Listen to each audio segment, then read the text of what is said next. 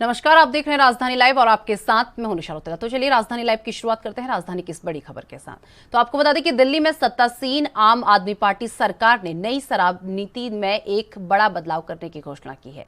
इसके तहत अब नई शराब नीति हूबहू लागू नहीं होगी।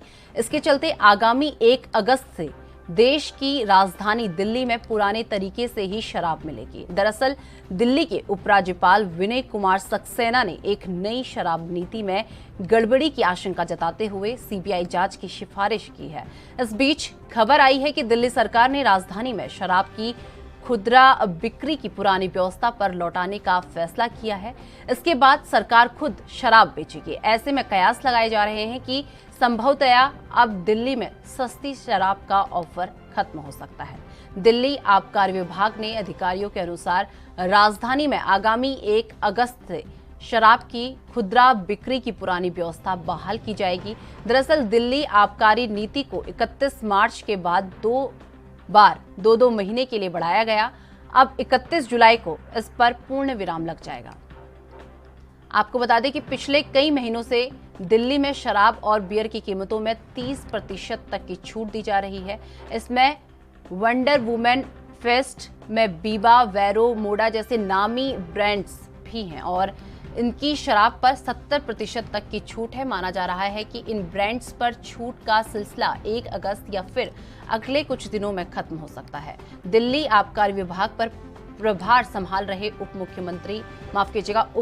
मुख्यमंत्री मनीष सिसोदिया ने बदलाव के बाबत बृहस्पतिवार को ही इशारा कर दिया था। उन्होंने दिल्ली आबकारी विभाग को नई शराब नीति में आने तक 6 महीने के लिए आबकारी की पुरानी व्यवस्था पर लौटने का निर्देश दिया था। अधिकारियों की माने तो आबकारी विभाग अब भी नई आबकारी नीति 2022-23 पर काम कर रहा है। इसमें शराब घर तक पहुंचाने के साथ कई अन्य सिफारिशें भी शामिल हैं। इस मौजूदा नीति को अभी उपराज्यपाल वीके सक्सेना के पास नहीं भेजा गया है।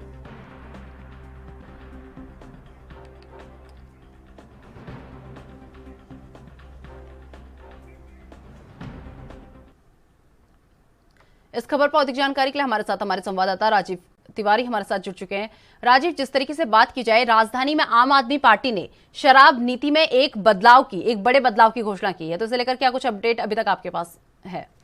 देखिए, बिल्कुल सही कहा आपने। यहाँ पर बात करें शराब नीति यानी कि आबकारी नीति को लेकर एक बड़ा बदलाव किया गया है। जो नई आबकारी नीति आई थी उसको अब 31 जुलाई तक ही समाप्त करने की बात की गई थी, मगर यहाँ पर बात करें जिस तरीके से आज 31 तारीख है और 31 तारीख को आज नई शराब नीति जो है वो खत्म हो जाएगी और कल से यानी कि 1 अगस्त से इसकी शुरुआत जो है, यानी पुरानी जो शराब नीति थी उसके तहत ही अब शराबों की दुकान जो है वो कह सकते हैं दिल्ली सरकार के अधीन होगी और दिल्ली सरकार ही इन शराब को बिक्री करती हुई नजर आएगी। मगर यहाँ पर बात करें शराब के चाहने वालों की, जो अभी तक कहीं ना कहीं जो कंपनियों के द्वारा कहीं ना कहीं छूट मिल रही थी बियर के ऊपर या फिर कहीं शराब की बोतलों के ऊपर, 1 से 1 बोतल के ऊपर 1 बोतल भी मिल रही थी और यहाँ तक कि 70% के करीब जो है वो शराब पर छूट मिल रही थी। लगभग 35% के करीब 30% के करीब जो थी वो बियर पे छूट मिल रही थी। तो उसका फायदा जो मिल रहा था वो कहीं ना कहीं उन लोगों को मिल रहा था जो शराब पे चाहने वाले थे। और जैसे ही इसकी कल घोषणा हुई मनीष सिसोदिया के द्वारा और दिल्ली सरकार के द्वारा, तो कहीं ना कहीं जो शराब पे छांटने वाले थे वो शराब की दुकानों पर लंबी लंबी लाइन लगा के खड़े हो गए कि जो डिस्काउंट है वो आज ही रह जाएगा, यानी कि 31 जुलाई तक रह जाएगा और उसका फायदा उठाने के लिए वो लगातार दुकानों पे खड़े होते हुए नजर आए। मगर यहाँ पर बात करें जिस तरीके से आरोप प्रत्यारोप की, भाजपा लगातार इसके दिल्ली सरकार की जो आबकारी नीति थी उससे कहीं ना कहीं नाराज होती हुई नजर आई, जनता भी नाराज होती हुई नजर आई थी, क्योंकि दिल्ली के अंदर जगह जगह शराब की दुकानें खोली गई थी जिससे कहीं ना कहीं परेशानियां भी बढ़ती हुई नजर आई थी। मगर यहाँ पर दिल्ली सरकार के द्वारा कहीं ना कहीं ये भी कहा गया था कि जितनी शराब की दुकानें खोली जाएंगी तो उससे कहीं ना कहीं दिल्ली यानी कि स्टेट लेवल का जो टैक्स होगा वो बढ़ेगा, रेवेन्यू बढ़ेगा और कहीं ना कहीं जनता के लिए कार्य करने के लिए उनके पास फंडिंग आएंगे। भाई यहाँ पर बात करें जिस तरीके से भाजपा की, तो भाजपा लगातार दिल्ली सरकार को गिरने की कोशिश कर रहा था, मगर अब जिस तरीके से उपराज्यपाल ने इसको लेकर सीबीआई जांच की मांग की गई है और यहाँ तक कि यह भी कहा गया है कि सीबीआई जांच होगी इसके अंदर और लगातार गड़बड़ी को लेकर भी कहीं ना कहीं आशंका जताई गई थी, मगर दिल्ली सरकार की तरफ से बिल्कुल स्पष्ट कर दिया गया जितनी भी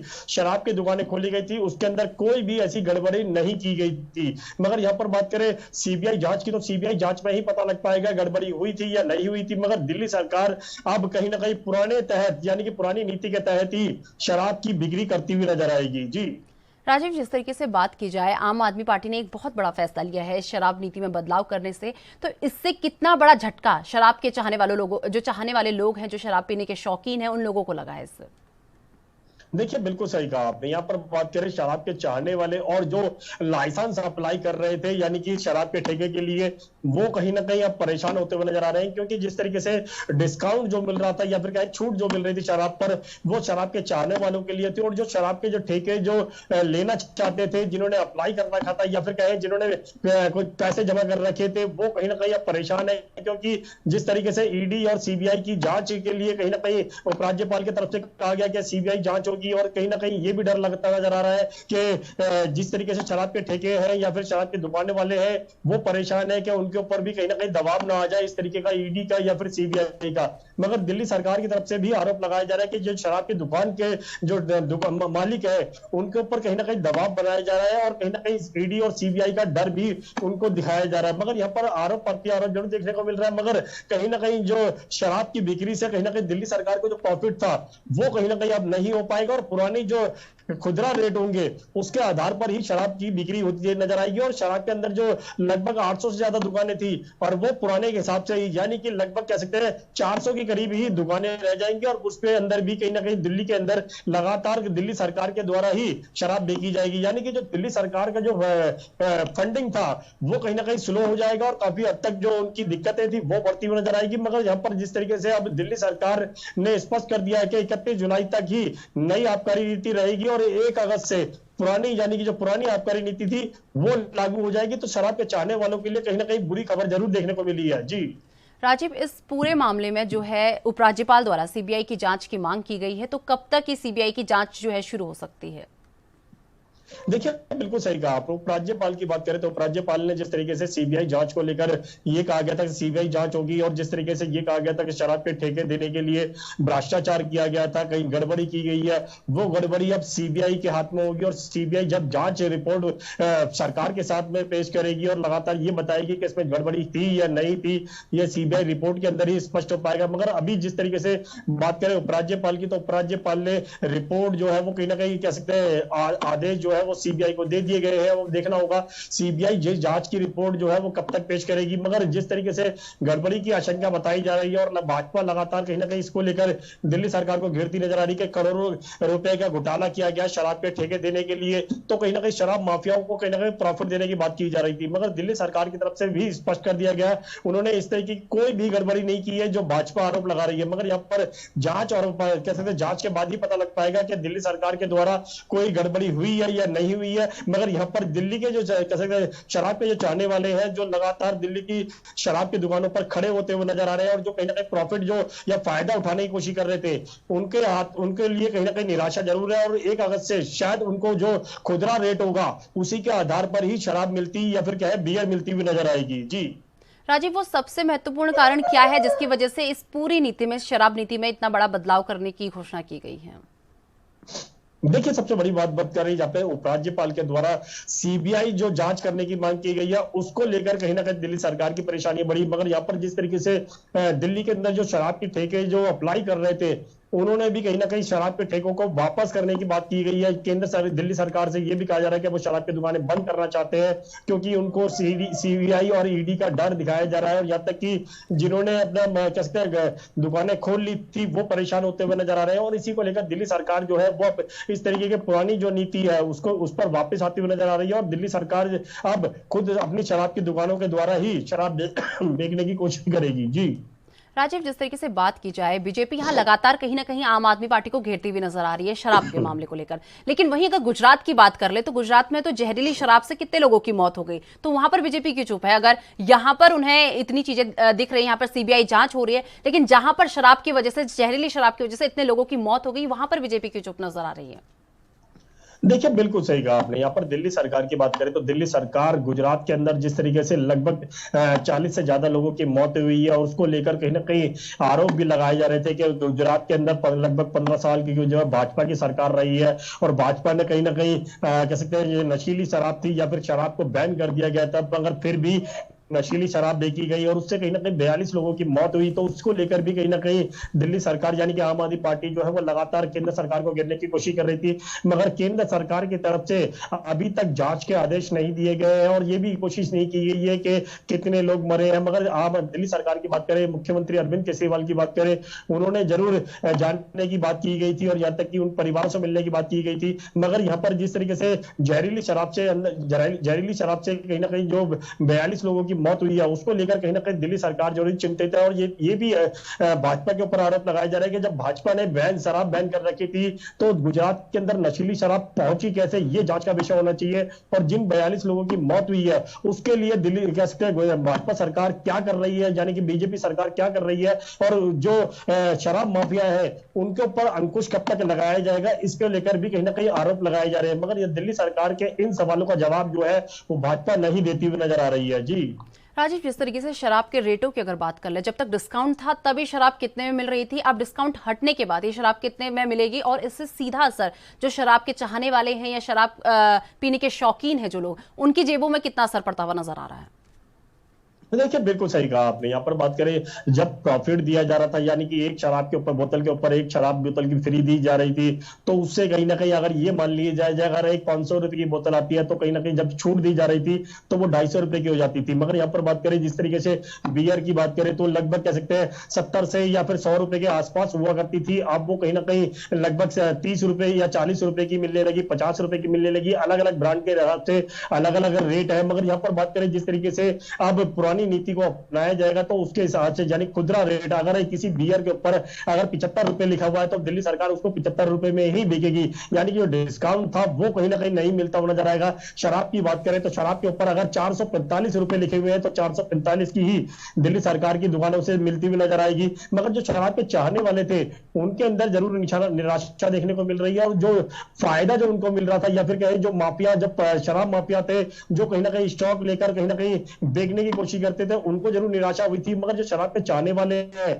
अब वो कहीं ना कहीं निराश होते हुए नजर आ रहे हैं, क्योंकि उनको लगता है कि जो डिस्काउंट था वो कहीं ना कहीं उनके फायदे में था और कहीं ना कहीं उससे ज्यादा शराब की बिक्री भी होती थी, जिससे कहीं ना कहीं दिल्ली सरकार को टैक्स भी मिलता था। मगर यहाँ पर दिल्ली सरकार का जो टैक्स है वो भी काफी कम हो जाएगा और शराब के जो चाहने वाले हैं उनकी जो कह सकते हैं जो खुदरा है यानी कि जो शराब के ऊपर जो भी रेट होगा वो उसके आधार पर ही उनको खरीदनी पड़ेगी। तो कहीं ना कहीं जो वो प्रॉफिट का फायदा उठाते थे वो नहीं मिल पाएगा और दिल्ली सरकार को जो टैक्स है वो भी कम हो जाएगा। मगर दिल्ली सरकार अब मजबूरन पुरानी शराब नीति पर काम करती हुई नजर आएगी। जी राजीव, जिस तरीके से बात कर ली जाए, अगर बात करें शराब के ऑफर्स की बात करें तो अब ये शराब के ऑफर्स जो हैं खत्म हो चुके हैं एक तरीके से, तो इसे लेकर जो शराब के शौकीन हैं उनका क्या क्या रिएक्शन सामने आया है? क्योंकि एक तरीके से ऑफर खत्म कर दिया है, कहीं ना कहीं पूरा जोर उनकी जेब में पड़ता हुआ नजर आ रहा है, तो रिएक्शन क्या क्या सामने आया उनकी तरफ से?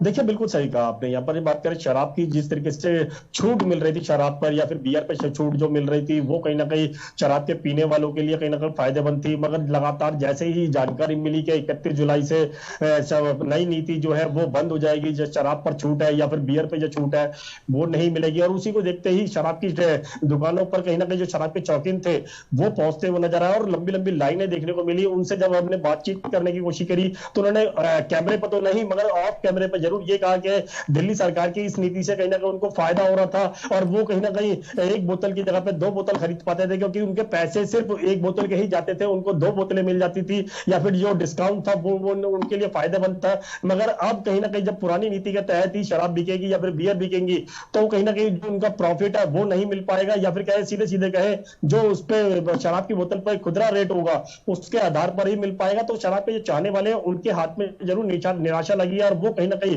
नई शराब नीति से ही संतुष्ट होते हुए नजर आ रहे थे और कहीं ना कहीं वो भी यही मांग कर रहे हैं कि दिल्ली सरकार जो है वो नई शराब नीति को ही दोबारा से बहाल करे, ताकि उनको जो प्रॉफिट है या फिर कहीं जो उनको शराब के चाहने वालों के लिए जो फायदा है वो उन तक मिलता हुआ नजर आए। मगर कहीं ना कहीं इन दोनों सरकारों के बीच में यानी कि केंद्र सरकार और दिल्ली सरकार के बीच में कहीं ना कहीं शराब के शौकीन जो है वो कहीं ना कहीं अब पिसते हुए नजर आ रहे हैं। जी तो चलिए, बहुत बहुत धन्यवाद राजीव हमारे साथ जुड़ने के लिए और ये तमाम जानकारी हमारे साथ साझा करने के लिए। तो आपको बता दें कि 17 बैंकों के समूहों को 34,000 करोड़ रुपए का चूना लगाने की मामले में केंद्रीय जांच ब्यूरो सीबीआई ने कल आपको बता दें एक अगस्ता वेस्टलैंड हेलीकॉप्टर जब्त किया है। यह हेलीकॉप्टर एक दूसरे मामले में आरोपी अविनाश भोसले के घर से जब्त किया गया है। ध्यान रहे कि इस मामले में आपको बता दें कि सीबीआई लगातार चीजें जब्त करने की कार्रवाई कर रही है और अब तक कीमती पेंटिंग्स, मूर्तियां, हीरे आदि जब्त किए जा चुके हैं। सीबीआई सूत्रों के मुताबिक इस सबसे बड़े बैंक घोटाले मामले में सीबीआई लगातार घोटाले की रकम को तलाश कर रही है और सीबीआई को अब तक की जांच के दौरान पता चला है कि घोटाले की रकम के जरिए कीमती पेंटिंग्स, हीरे, जायदाद व अन्य कीमती सामान खरीदे गए हैं। जांच के दौरान सीबीआई को पता चला है कि इस घोटाले के पैसे से एक हेलीकॉप्टर भी खरीदा गया है। जांच के दौरान सीबीआई को शक हुआ कि इस घोटाले के मुख्य आरोपी वाधवा बंधुओं के करीबी माने जाते हैं। अविनाश भोसले के पास यह हेलीकॉप्टर हो सकता है। सीबीआई के सूत्रों के मुताबिक आपको बता दें कि इस मामले में जो आरंभिक जांच की गई है, इस बाबत पता चला है कि अविनाश भोसले के पुणे स्थित घर पर एक हेलीकॉप्टर मौजूद है।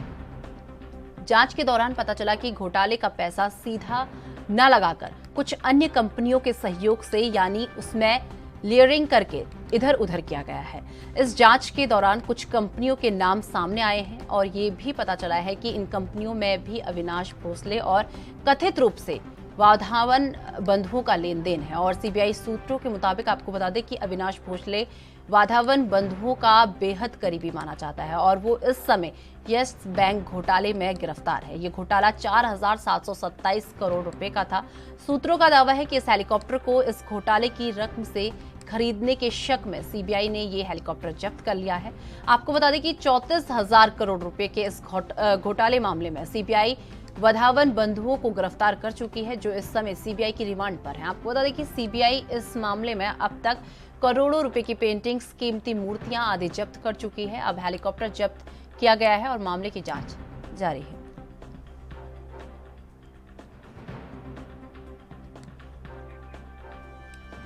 तो आपको बता दें कि 17 बैंकों के समूह को 34,000 करोड़ का चूना लगाने के मामले में सीबीआई ने कल अगस्ता वेस्टलैंड हेलीकॉप्टर जब्त किया है।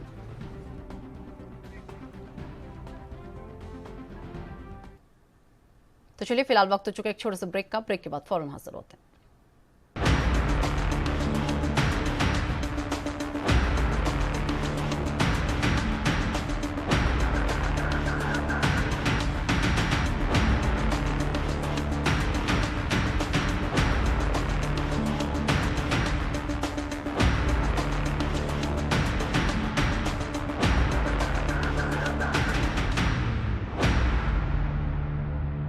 तो ब्रेक के बाद फिर से आपका स्वागत है। तो हमारे संवाददाता सत्य प्रकाश सोनी हमारे साथ जुड़ चुके हैं। सत्य प्रकाश, जिस तरीके से बात की जाए, कल सीबीआई ने एक छापेमार कार्रवाई की है जिसमें उन्होंने जाने माने बिल्डर अविनाश भोसले के घर में छापेमारी किया और उनके घर से एक हेलीकॉप्टर जब्त किया गया है। तो एक बार पूरी अपडेट इस पूरे मामले को लेकर। बिल्कुल निशा जी, देखिए सीबीआई एचडीएफएल मामले को लेकर जिस तरह से लगातार जांच कर रही है, जांच में अविनाश भोसले का नाम आया है।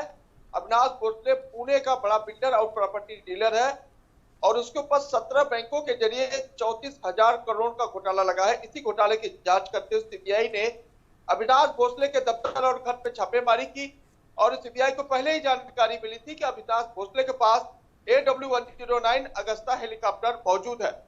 इसकी जब्ती करते हुए सीबीआई लगातार अब जो है अविनाश भोसले के हाथ से उस प्रॉपर्टी की भी जांच कर रही है जिस प्रॉपर्टी को अविनाश भोसले ने घोटाले की रकम से खरीदा है। फिलहाल जानकारी यह है कि अविनाश भोसले ने 5,067 करोड़ वाली प्रॉपर्टी को 300 करोड़ में उसने खरीदा है और वह प्रॉपर्टी विदेशों में खरीदा है। इसकी भी जांच जो है सीबीआई कर रही है। तो जाहिर तौर पर अविनाश भोसले की पुष्टि लगातार बढ़ती हुई है, क्योंकि लगातार जिस तरह से अविनाश भोसले और वाधवा फैमिली का नाम सामने आया था, उसको लेकर जांच कर रही है, क्योंकि वाधवा फैमिली को सीबीआई ने यस बैंक घोटाले के जरिए गिरफ्तार किया था, जिनके पास से महंगे जेवरात, गहने और तमाम पेंटिंग्स और तमाम जो कीमती चीजें जब्त की गई थी। उसी के जरिए इस जानकारी मिली थी कि इस पूरे मामले में अविनाश भोसले का भी नाम शामिल है।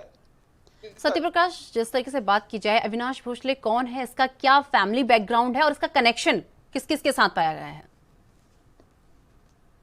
बिल्कुल निशा जी, देखिए अविनाश भोसले महाराष्ट्र के पुणे का एक बड़ा बिल्डर है, प्रॉपर्टी डीलर है। काफी समय से उसके पास हेलीकॉप्टर है और हेलीकॉप्टर के जरिए ही वह जो है इधर उधर आता जाता था। इस तरह की जानकारी सभी को है। लेकिन अविनाश भोसले का अगर बैकग्राउंड देखा जाए तो अविनाश भोसले महज एक ऑटो रिक्शा चालक था, लेकिन ऑटो रिक्शा चालक से धीरे धीरे वह बिल्डर हो गया और बिल्डर होने के साथ ही महाराष्ट्र में बड़े जो है व्यापारियों और बड़े व्यवसायियों के रूप में उभर के सामने आया। जिस तरह से पिछले दिनों ईओडब्ल्यू और ईडी ने भी इस पूरे मामले की जांच की थी, इसमें ईडी ने ईओडब्ल्यू ने उसकी गिरफ्तारी भी की थी। उसके बाद से लगातार यह मामला तूल पकड़ने लगा। जानकारी तब सामने आई पूरी तरह से जब यस बैंक के घोटाले में वाधवा फैमिली को गिरफ्तार किया गया था। वाधवा फैमिली और अविनाश भोसले का बेहतर संबंध है। इसी संबंधों के चलते घोटाले की जो रकम अविनाश भोसले के पास आती थी उसे किसी न किसी माध्यम से ठिकाने लगाने का काम अविनाश भोसले ने किया है। लिहाजा जो अगस्ता हेलीकॉप्टर जब्त किया गया 2011 में खरीदा गया था। इस तरह की जानकारी सीबीआई को लगी है। सत्यप्रकाश, जैसे से बात की जाए, सीबीआई ने एक छापेमारी कार्रवाई की है जिसमें मुंबई के जाने माने बिल्डर को जो है कल गिरफ्तार कर लिया गया है। और इस मामले में, इस पूरे मामले में अभी तक सीबीआई के हाथ क्या क्या चीजें लगी हैं? देखिए, सीबीआई के हाथ हेलीकॉप्टर के अलावा महंगे पेंटिंग्स, जेवरात, डायमंड्स, तमाम प्रॉपर्टी के दस्तावेज, विदेशों में खरीदी गई प्रॉपर्टी के दस्तावेज, रिसोर्ट्स के दस्तावेज, इस तरह की तमाम दस्तावेज उन्हें मिले हैं। फिलहाल ये माना जा रहा है कि आज भी सीबीआई आगे की जांच करते हुए छापेमारी कर सकती है। हालांकि जिस तरह से अविनाश भोसले का फार्म हाउस है वहां भी आज छापेमारी हो सकती है। सत्यप्रकाश, अविनाश भोसले से अभी तक सीबीआई ने क्या क्या पूछताछ कर ली है और क्या क्या पूछताछ होनी अभी तक बाकी है? देखिए, सीबीआई पहले भी पूछताछ की थी, लेकिन सीबीआई इस वक्त जो है 17 बैंकों के जरिए जो 34,000 करोड़ का घोटाला हुआ है, उसी घोटाले की रकम कहां गई है और कहां कहां इसका उपयोग किया गया है, इसकी जांच सीबीआई कर रही है। फिलहाल सीबीआई 17,000 करोड़ की तलाश कर रही है कि जो पैसे हैं वो कहां रखे गए हैं और किन किन जगहों पर कैसे कैसे उसको इन्वेस्ट किया गया है, इसकी जांच सीबीआई कर रही है। सत्यप्रकाश, इस पूरे मामले में अगर देखा जाए तो अविनाश भोसले के अलावा किन किन लोगों को गिरफ्तार कर लिया गया है और क्या क्या पूछताछ उन लोगों से की गई है? बिल्कुल निशा, देखिए, यस बैंक घोटाला और डीएचएफएल घोटाले मामले में अब तक 6 से ज्यादा लोगों की गिरफ्तारी हो चुकी है और कई महंगे जो है प्रॉपर्टी के दस्तावेज और पेंटिंग्स और जेवरात, डायमंड्स, तमाम महंगी गाड़ियां, ये सारी चीजें जो है सीबीआई ने जब्त किया है।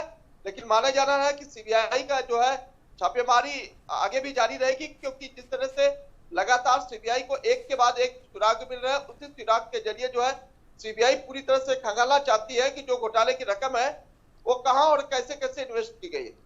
तो चलिए, बहुत बहुत धन्यवाद सत्यप्रकाश हमारे साथ जुड़ने के लिए और ये तमाम जानकारी हमारे साथ साझा करने के लिए। तो आपको बता दें कि देश में पर्यटन गतिविधियों को कैसे आगे बढ़ाया जाए और इस पर हिमाचल में मंथन होगा। अगस्त में धर्मशाला में बड़े स्तर टूरिज्म कॉन्क्लेव आयोजित किया जा रहा है। केंद्र सरकार ने धर्मशाला को इस आयोजन के लिए चुना है। इस कार्यक्रम में देश के सभी राज्यों के पर्यटन मंत्री भाग लेंगे। संभावना जताई जा रही है कि केंद्रीय पर्यटन मंत्री भी इस कार्यक्रम में भाग लेने शिमला पहुंच सकते हैं। और आपको बता दें कि कार्यक्रम में देश में पर्यटन गतिविधियों को नई दिशा देने के लिए रणनीति तैयार की जाएगी। कार्यक्रम के आयोजन के लिए केंद्र सरकार ने राज्य सरकार को एक प्रस्ताव भेजा है। अगले महीने 27 से 28 अगस्त को यह कार्यक्रम प्रस्तावित है। केंद्र के इस प्रस्ताव पर पर्यटन विभाग ने अपनी तैयारियां शुरू कर दी हैं। बहुत जल्द विभाग के अधिकारियों की सरकार स्तर पर एक बैठक होगी जिसमें कार्यक्रम के आयोजन को लेकर चर्चा की जाएगी। आपको बता दें कि धर्मशाला में प्रस्तावित टूरिज्म कॉन्क्लेव को लेकर अधिकारियों ने एक चिंता भी जाहिर की है और ये चिंता प्रदेश में मौसम को लेकर जताई जा रही है। अधिकारियों का मानना है कि अगस्त में प्रदेश में मानसून पूरी तरह से सक्रिय और एक्टिव रहेगा।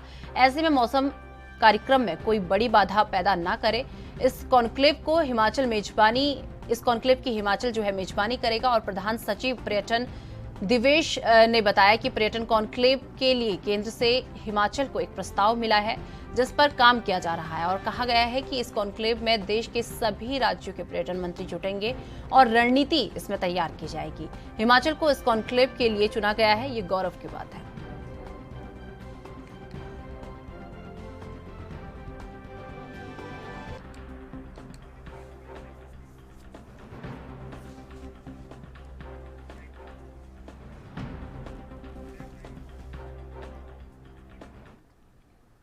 इस खबर पर अधिक जानकारी के लिए हमारे साथ हमारी ब्यूरो चीफ हिमाचल से टीना ठाकुर जी हमारे साथ जुड़ चुकी हैं। टीना जी, जिस तरीके से बात की जाए धर्मशाला की अगर बात कर लें तो धर्मशाला में अब बहुत जल्द जो है टूरिज्म कॉन्क्लेव का आयोजन किया जाना है, तो कब ये आयोजन होगा, एक बार पूरी अपडेट। जो आयोजन है 27-28 अगस्त 2 दिन का होना है और इसमें जो है सभी राज्यों के जो पर्यटन मंत्री है वो जुटेंगे। हालांकि जब तक ये आयोजन होगा तब तक माना जा रहा है कि मानसून थोड़ा स्थिर हो जाएगा और उतनी बारिशें नहीं होगी, क्योंकि कहा जा रहा है कि अगर इतना बड़ा आयोजन है तो ऐसे में कहीं मानसून बाधा ना बन जाए, उसको लेकर भी जो राज्य सरकार है वो तैयारियों में जुट गई है, क्योंकि ये बहुत बड़ा जो कार्यक्रम है जिसकी मेजबानी हिमाचल को मिली है। ऐसे में ये जो कार्यक्रम है इसके लिए हिमाचल सरकार पूरी तैयारियां कर रही है और अभी से जो है उसके लिए तैयारी में जुट गई है ताकि उसमें किसी प्रकार की कोई त्रुटि या कोई कमी ना रह जाए। टीना जी, जिस तरीके से इस कार्यक्रम का आयोजन जो है हिमाचल में अगस्त के महीने में किया जाएगा, तो जिस तरीके से ये बैठक है इसमें किस मुद्दे पर जो है सबसे ज्यादा फोकस रहेगा? जी देखिए, जैसे टूरिज्म कॉन्क्लेव है तो इसमें जाहिर तौर पर जो विदेश का जो पर्यटन है उसको कैसे पर्यटन की गतिविधियों को कैसे बढ़ाया जाए उसके ऊपर फोकस किया जाएगा, क्योंकि हिमाचल के जो अधिकतर स्थान है खुद बहुत मशहूर पर्यटन स्थल है। धर्मशाला अपने आप में अंतर्राष्ट्रीय मानचित्र पर बहुत अच्छा स्थान रखता है। तो ऐसे में जो देश की जो पर्यटन गतिविधियां हैं उनको कैसे आगे बढ़ाया जाए, कैसे अलग अलग जो गतिविधियां हैं उनको जैसे जो देश है के राज्य है वहाँ के जो पर्यटन स्थल है उनको कैसे एक तरह से क्रमबद्ध तरीके से इस तरह से उसके लिए तैयार किया जाए कि जो पर्यटक है वो इन जो पर्यटन स्थलों है उनकी जो उन तक पहुंचे वो आसानी से, उसके लिए रणनीति तैयार की जाएगी। क्योंकि अभी तक कई पर्यटन स्थल ऐसे हैं जो बहुत खूबसूरत है, बहुत अच्छे, हिमाचल में भी ऐसे कई पर्यटन स्थल है लेकिन वहाँ तक पहुंचना पॉसिबल नहीं है। बहुत सारी जो एक्टिविटी प्रॉब्लम है वो आती है। उसके अलावा बहुत सारी स्थानीय जो समस्याएं वैसी उभर कर सामने आती है। तो ऐसी जो बड़ी बड़ी समस्याएं हैं जैसे कनेक्टिविटी है या अन्य बड़ी समस्या है उनके ऊपर यहाँ पे कॉन्क्लेव में रणनीति तैयार की जाएगी कि उनको कैसे दूर किया जाए। साझा तौर पर सारी सरकारें कैसे मिलकर पर्यटन को और उभरते तौर पर आर्थिक तौर पर किस तरह जो संबल प्रदान कर सकते हैं और कैसे जो पर्यटन है उसको कैसे देश के जो पर्यटन है उसको मिलकर कैसे आगे बढ़ाया जा सकता है, क्योंकि पर्यटन भी अहम स्थान रखता है देश के आर्थिक लिए। टीना जी, जिस तरीके से बात की जाए हिमाचल अपने आप में ही एक पर्यटन स्थल है, जिस तरीके से यहाँ पर दूर दूर से लोग हैं यहाँ पर घूमने के लिए आते हैं, यहाँ के मौसम का आनंद लुत्फ यहाँ पर उठाया जाता है लोगों द्वारा, तो यहाँ पर अभी तक अगर बात की जाए तो पर्यटन को बढ़ावा देने के लिए राज्य द्वारा क्या क्या कदम उठाए गए हैं? जी देखिए, ये हिमाचल में हमेशा एक मुद्दा रहता है कि पर्यटन जो है एक मेन व्यवसाय है यहाँ के लोगों का। आप चाहे मनाली ले, कुल्लू ले ले, धर्मशाला ले ले, हिमाचल की अधिकतर जो जिले हैं वो पर्यटन के लिए अच्छे जगहों के तौर पर माने जाते हैं और पर्यटक वहाँ जाना भी पसंद करते हैं। लेकिन एक वैसी जैसे मैं आपको पहले ही बताई थी कनेक्टिविटी समस्या है, स्थानीय तौर पर कभी सड़कों की समस्या आती है, बहुत जो समस्या है पर्यटकों को इनका सामना करना पड़ता है। तो ऐसे में पर्यटक जो है वो पहुंच नहीं पाते, तो उसके लिए हमेशा से सरकारों को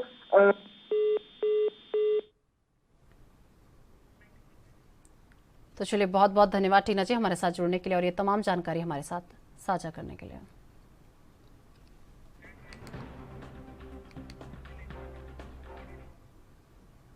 कांग्रेस के ऑल इंडिया प्रोफेशनल कांग्रेस का 5वां वार्षिक सम्मेलन शनिवार को रायपुर में शुरू हो गया है। ये लगातार दूसरा साल है जब प्रोफेशनल कांग्रेस का सम्मेलन यहां पर हो रहा है। आपको बता दें कि मुख्यमंत्री भूपेश बघेल, पूर्व केंद्रीय मंत्री और प्रोफेशनल कांग्रेस के अध्यक्ष शशि थरूर, कांग्रेस के प्रदेश प्रभारी पीएल पुनिया आदि ने सम्मेलन का अनौपचारिक उद्घाटन किया है। इसमें भाग लेने के लिए भारतीय रिजर्व बैंक के पूर्व गवर्नर रघुराम राजन भी पहुंचे। राजधानी के पंडित दीनदयाल उपाध्याय ऑडिटोरियम में सम्मेलन के उद्घाटन सत्र में सांसद शशि थरूर ने कहा कि जब हमें दिल्ली जैसी जगहों में लोग पूछते हैं कि आपकी सरकार आएगी तो किस तरह का काम आप करेंगे, मैं उन्हें गर्व से छत्तीसगढ़ की मिसाल देता हूं और इस तरह छत्तीसगढ़ में विकास और बदलाव हो रहे हैं, हम पूरे देश में ये करना चाहते हैं। उन्होंने कहा कि छत्तीसगढ़ में मुख्यमंत्री भूपेश बघेल ने किसानों, मजदूरों और सभी वर्ग के लिए जिस तरह से कल्याणकारी योजनाएं बनाई हैं वो एक मिसाल है और हमें आमजन की जरूरत को समझकर उनके लिए काम करना है। छत्तीसगढ़ में यही हुआ है। थरूर ने कहा कि हमें संख्या से ज्यादा गुणवत्ता पर केंद्रित होकर काम करना है। और मुख्यमंत्री भूपेश बघेल ने कहा, देश देख रहा है कि गुजरात मॉडल का क्या हश्र हुआ है। आज 9 साल बाद कोई गुजरात मॉडल की चर्चा नहीं करता। हम अब आज गुजरात मॉडल को भोग रहे हैं। देश में महंगाई, गरीबी, भुखमरी बढ़ रही है। इसके उलट हमारी सरकार ने न्यूनतम आय और न्यूनतम आवश्यकता पर जोर दिया है। यदि आप सीधे आम आदमी के पास पैसा ट्रांसफर कर देते हैं तो वो पैसा खर्च करेगा। उपभोक्ता के रूप में मुख्यमंत्री ने कहा कि देश की संपत्ति को लगातार बेचना ही शायद गुजरात मॉडल है और सबको रोजगार देना छत्तीसगढ़ मॉडल है।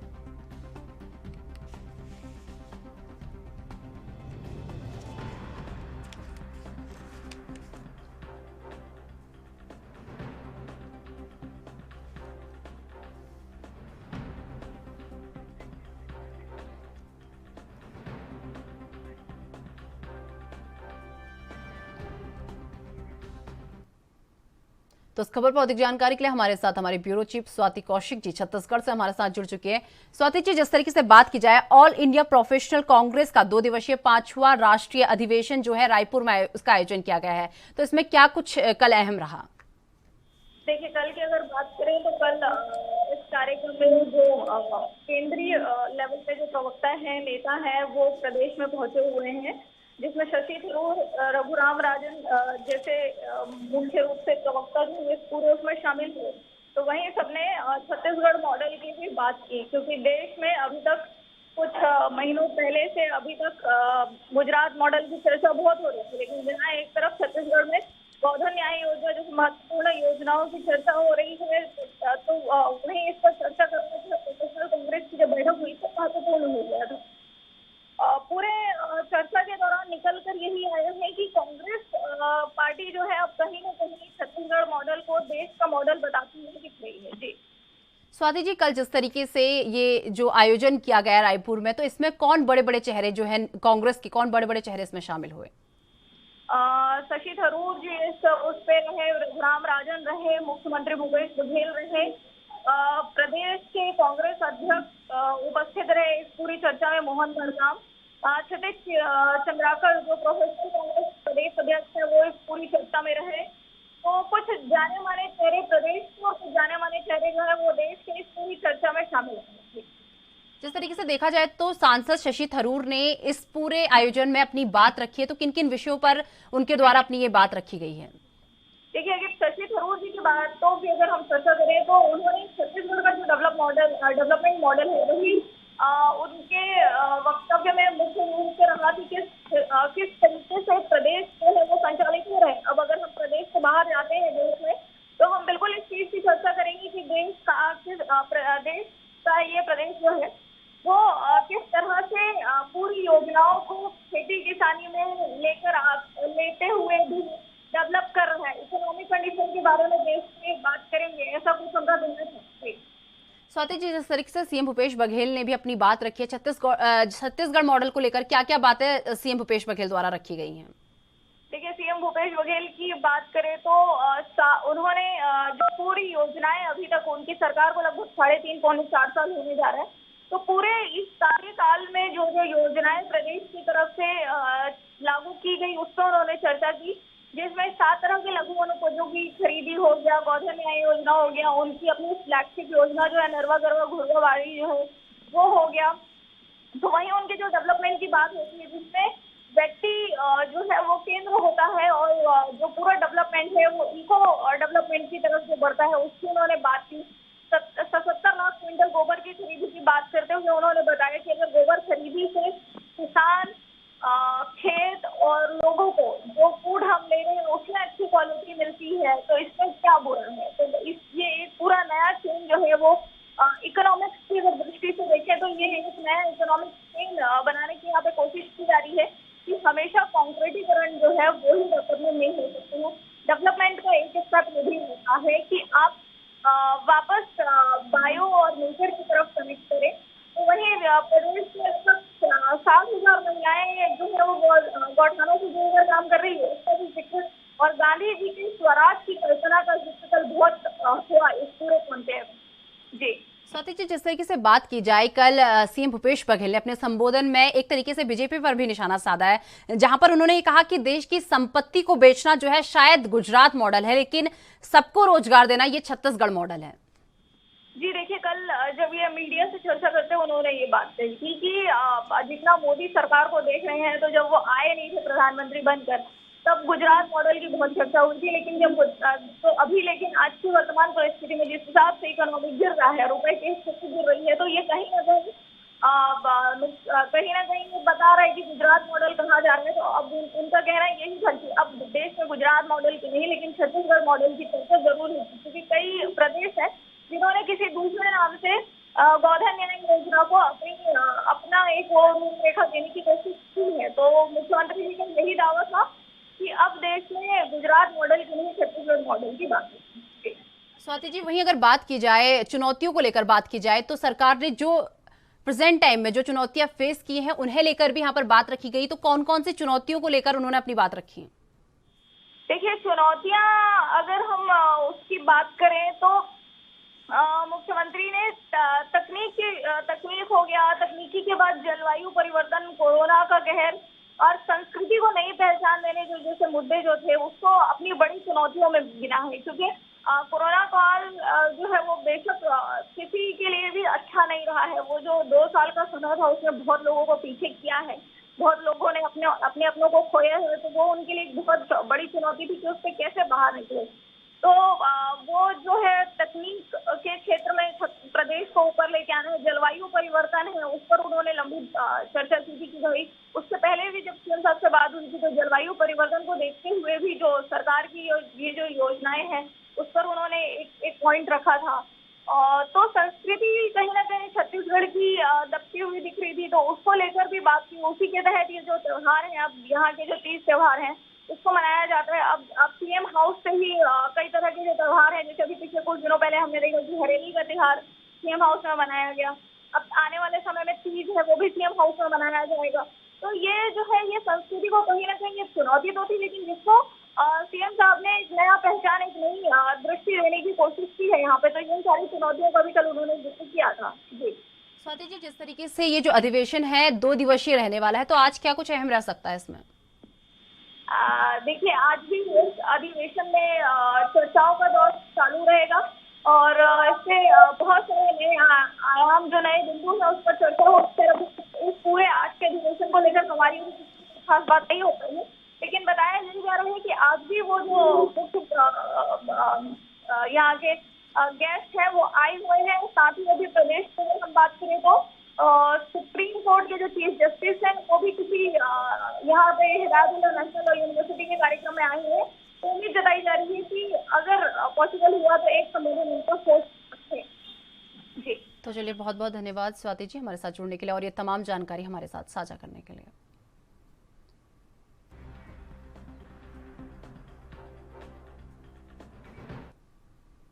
विज्ञान और तकनीकी का उपयोग करते हुए इकोलॉजी और इकोनॉमी में संतुलन रखना जरूरी है। वर्ष 2025 तक उत्तराखंड को देश का सर्वश्रेष्ठ राज्य बनाने के लिए पूर्ण रूप से समर्पित भाव से काम करना है। ये बात मुख्यमंत्री पुष्कर सिंह धामी ने शनिवार को सीएम कैंप कार्यालय में चंपावत जनपद को आदर्श जनपद के रूप में विकसित करने के लिए आयोजित बोधित्सव संवाद कार्यक्रम के दौरान कही है।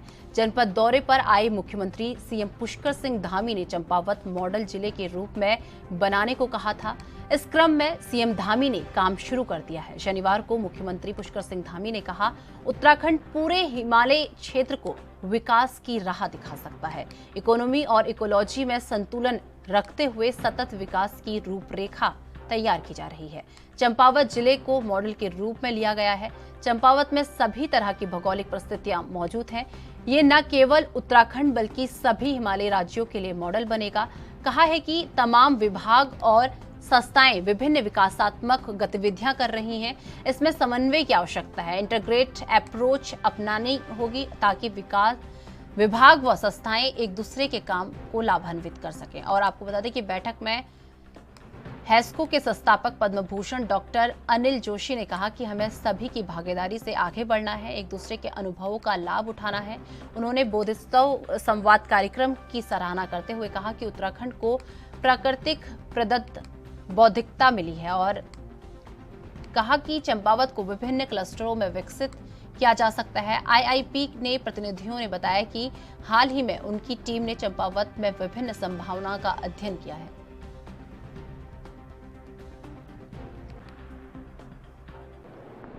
चंपावत चूँकि पूरे उत्तराखंड का जैसा मॉडल है, उस मॉडल पर वो ज़िला फिट बैठता है, जहाँ पहाड़ भी है, मैदान भी है, तराई भी है।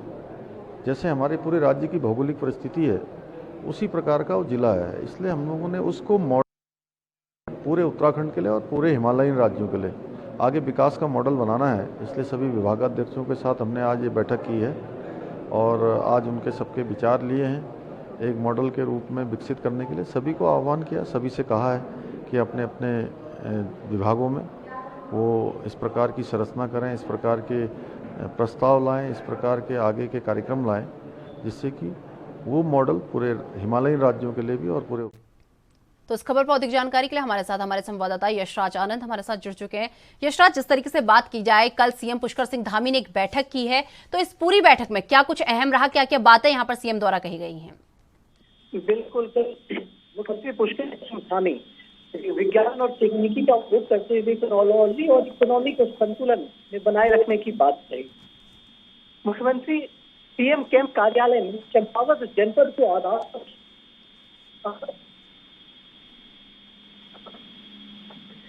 जिले को आदर्श रूप विकसित कर दिया जाए। साथ ही साथ उन्होंने सबसे बड़ी बात कही, चंपावत जिला जो है ये इतने जिलों में सबसे सर्वश्रेष्ठ जिले के रूप में बनेगा। तो साथ ही साथ हिमालयी राज्यों के लिए बनेगा विकास मॉडल। और दूसरी बात उन्होंने कही कि इकोलॉजी और इकोनॉमी के बीच संतुलन कायम रखना है। तो जिस तरीके से आपको बता दें कि विज्ञान और तकनीकी का उपयोग करते हुए इकोलॉजी और इकोनॉमी में संतुलन रखना बेहद जरूरी है। वर्ष 2025 तक उत्तराखंड को देश का सर्वश्रेष्ठ राज्य बनाने के लिए पूर्व समर्पित भाव से काम करना है। ये बात मुख्यमंत्री पुष्कर सिंह धामी ने शनिवार को सीएम कैंप कार्यालय में चंपावत जनपद को आदर्श जनपद के रूप में विकसित करने के लिए आयोजित बोधिसत्व संवाद कार्यक्रम के दौरान कही है। आपको बता दें कि जनपद दौरे पर आए मुख्यमंत्री सीएम पुष्कर सिंह धामी ने चंपावत को मॉडल जिले के रूप में बनाने को कहा है। इस क्रम में सीएम धामी ने काम शुरू कर दिया है और शनिवार को मुख्यमंत्री ने कहा कि उत्तराखंड पूरे हिमालय क्षेत्र को विकसित की राह दिखा सकता है और इकोनॉमी और इकोलॉजी में संतुलन रखते हुए सतत विकास की रूपरेखा तैयार की जा रही है। आपको बता दें कि चंपावत जिले को मॉडल के रूप में लिया गया है और चंपावत में सभी तरह की भौगोलिक जो परिस्थितियां हैं वो मौजूद हैं। ये न केवल उत्तराखंड बल्कि सभी हिमालय राज्यों के लिए मॉडल बनेगा और कहा है कि तमाम विभाग और संस्थाएं विभिन्न विकासात्मक गतिविधियां कर रही हैं। इसमें समन्वय की आवश्यकता है, इंटीग्रेटेड अप्रोच अपनानी होगी और ताकि विभाग व संस्थाएं एक दूसरे के कामों से लाभान्वित हो सके।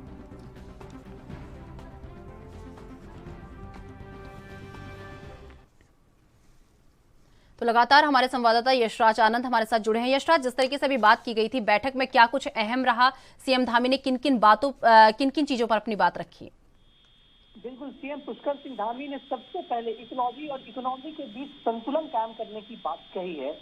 उन्होंने कहा इंटीग्रेटेड अप्रोच अपनानी पड़ेगी जिससे सहयोग के विकास की राह बढ़े। मतलब साफ पुष्कर सिंह धामी का यह साफ कहना था उत्तराखंड को 2025 तक सर्वश्रेष्ठ राज्य के रूप में दर्जा मिले।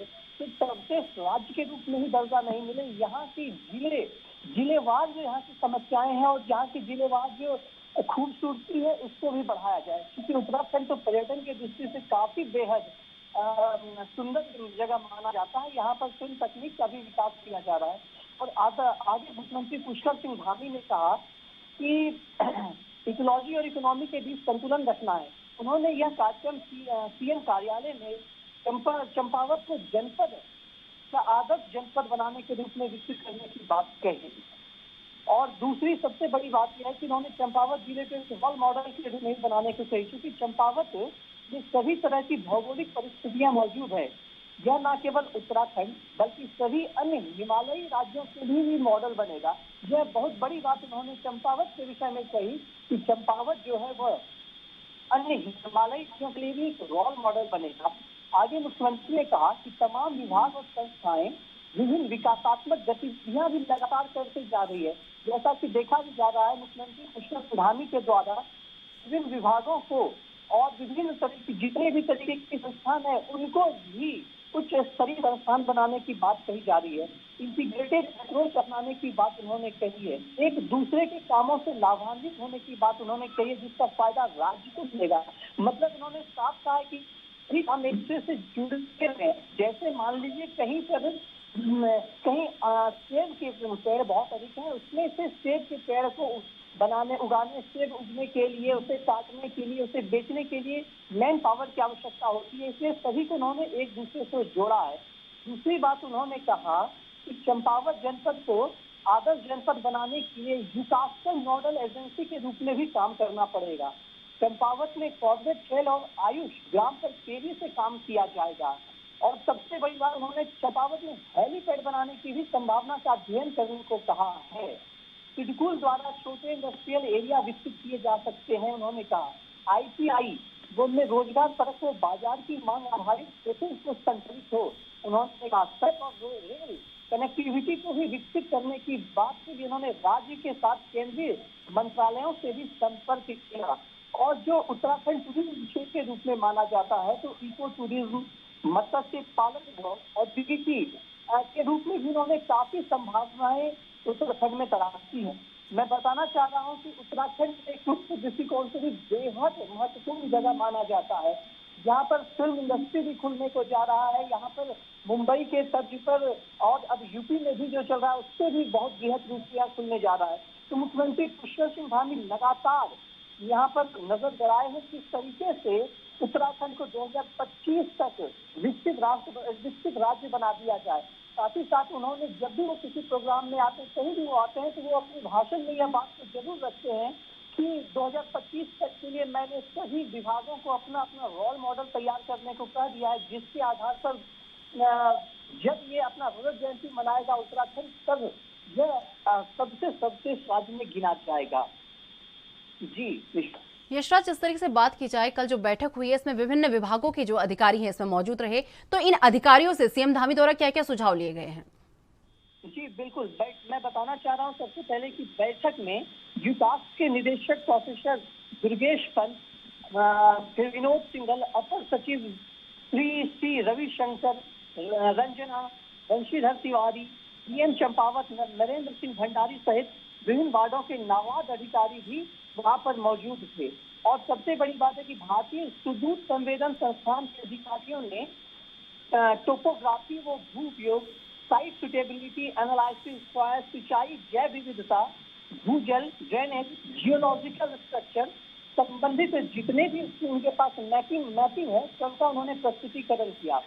और IIT द्वारा बताया गया कि हाल ही में उनकी एक टीम चंपावत भी गई थी और विभिन्न संभावनाओं का अध्ययन किया। IIT ने फील्ड की पत्तियों का आर्थिक उपयोग व बायोडीजल के क्षेत्र में काम करने की बात कही। तो बिल्कुल यहाँ पर कई अधिकारी और कई अलग अलग विभाग के लोग मौजूद थे जिन्होंने चंपावत को आदर्श राज्य बनाने के लिए की बात कही। जी चलिए, बहुत बहुत धन्यवाद यशराज हमारे साथ जुड़ने के लिए और ये तमाम जानकारी हमारे साथ साझा करने के लिए।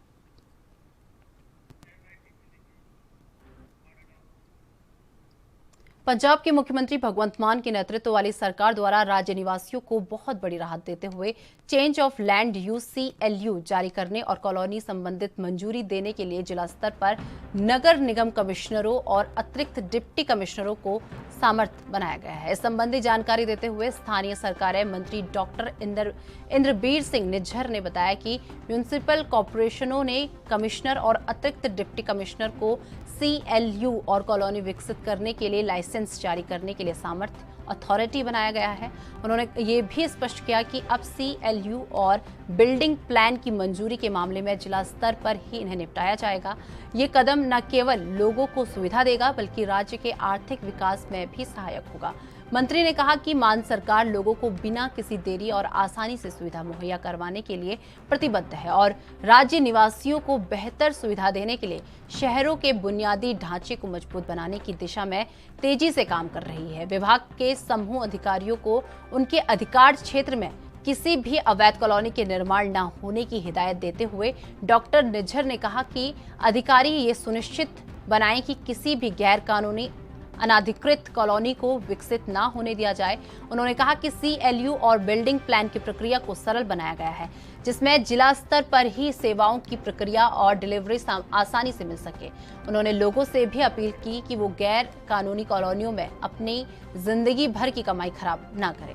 शिकायत निवारण प्रणाली को मजबूत करने के लिए कमिश्नर नगर निगम और अतिरिक्त डिप्टी कमिश्नर हफ्ते में एक दिन प्राथमिक रूप से गुरुवार को सुबह 11 से 1 बजे तक शहर निवासियों की शिकायतों की सुनवाई करेंगे और महीने के एक निर्धारित दिन में सभी अधिकारियों के साथ अपने अधीन क्षेत्र में जाकर लोक शिकायत कैंप लगाएंगे और शहर निवासियों की ओर से मुश्किलों का समाधान करेंगे।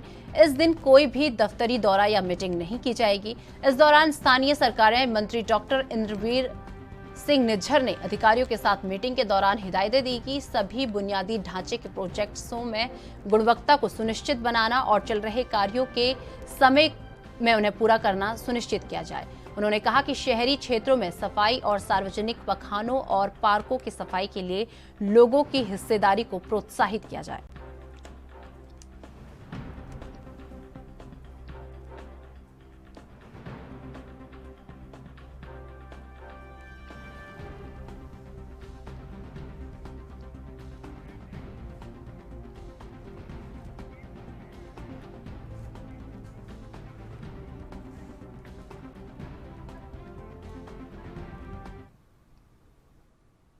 तो इस खबर पर अधिक जानकारी के लिए हमारे साथ हमारी संवाददाता अमनप्रीत कौर हमारे साथ जुड़ चुकी है। अमनप्रीत, जिस तरीके से बात की जाए, पंजाब सरकार ने राज्य निवासियों को एक बहुत बड़ी राहत दी है और इसी के चलते आपको बता दें कि CLU जारी करने और कॉलोनियों संबंधित मंजूरी देने के लिए नगर निगम कमिश्नर और डिप्टी कमिश्नरों को एक जिम्मेदारी यहां पर सौंपी गई है। तो क्या क्या जिम्मेदारियां उन्हें सौंपी गई हैं?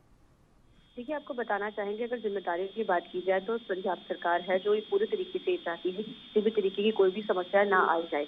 और अगर MC चुनाव को लेकर तो पहले से ही उन्होंने तैयारियां की हुई हैं और इसी का एक ये पहल है कि उनकी तरफ से की गई है।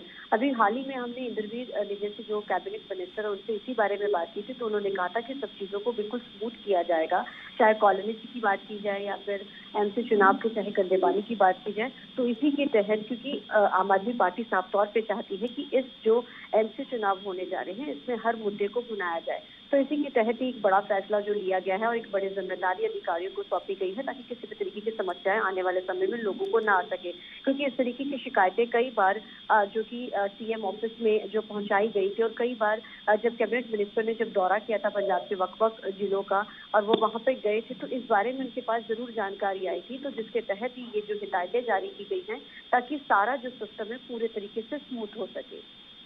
अमनप्रीत, जिस तरीके से बात की जाए, कल जो है मंत्री इंद्रवीर सिंह निज्जर ने जो है अधिकारियों के साथ मीटिंग की है, तो इस मीटिंग में क्या कुछ अहम रहा है?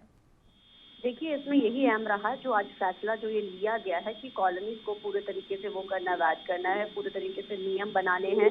अगर कोई शिकायत आती है उसको मुख्य तौर के ऊपर पूरा ठीक करना है और प्रायोरिटीज के ऊपर उन चीज़ों को सॉर्ट आउट करना है ताकि लोगों को किसी भी तरीके की समस्याएं ना आए और किस तरीके से पूरा आगे जो प्लान करना है, किन किन अधिकारियों की ड्यूटीज को नियुक्त किया गया है, उनको इंस्ट्रक्शंस दी गई है। अगर प्रायोरिटीज के ऊपर अगर आपके ऊपर कोई लिस्ट आती है, कोई नाम आते हैं, तो उनको किस तरीके से सॉर्ट आउट करना है, किन किन अधिकारियों की ड्यूटी लगाई जाएगी, किस तरीके से वार्ड बंदी की जाए, किस तरीके से लोगों को बताया जाएगा कि इस तरीके से चीज़ें स्मूथ होनी है और ये चीज़ें हैं, लोगों तक इन चीज़ों को पहुँचाना है।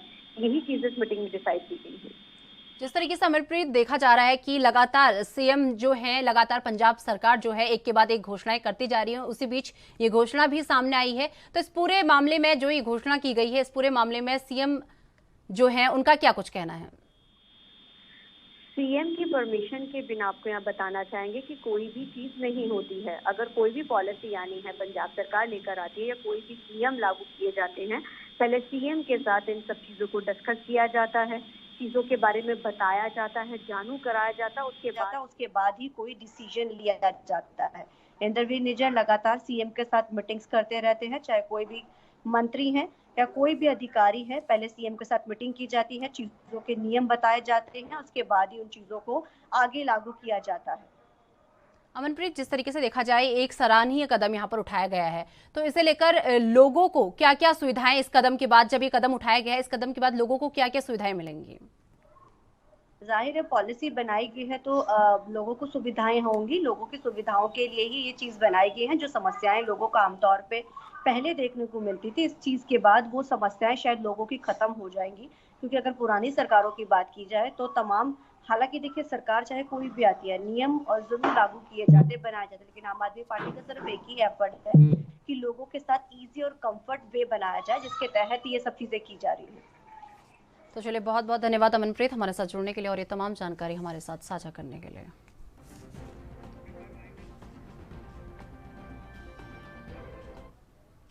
तो फिलहाल मेरे साथ राजधानी लाइव में बस इतना ही। देश दुनिया की तमाम बड़ी खबरों के लिए देखते रहिए ANB न्यूज़। नमस्कार।